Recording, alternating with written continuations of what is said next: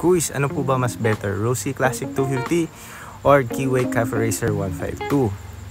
So para sa akin guys, hindi natin sila mapagkukumpara ng apple to apple or ng talagang direkta. Kasi magkaibang klase sila ng motor. Kasi si Rossi is 250cc, then si Keyway naman is 150cc lang. So doon pa lang talaga magkaiba na sila through size, performance, gas consumption, and anything, name it, lahat yan magkakaiba sila. Siguro ang mapapayo ko na lang sa iyo is if you have the money to buy Rossi Classic 250, go for it. Kasi maraming magagandang features dyan na wala sa Keyway. So yun nga lang is sa gas consumption mas matipid si Keyway kasi nga mas maliit na cc lang siya.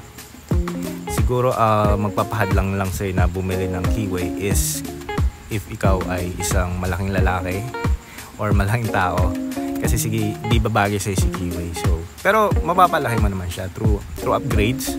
Yun nga lang is gagastos ka pa para lang bumagay sa'yo. So if you have the money, go for Rossi Classic 250 para lang bumagay sa'yo.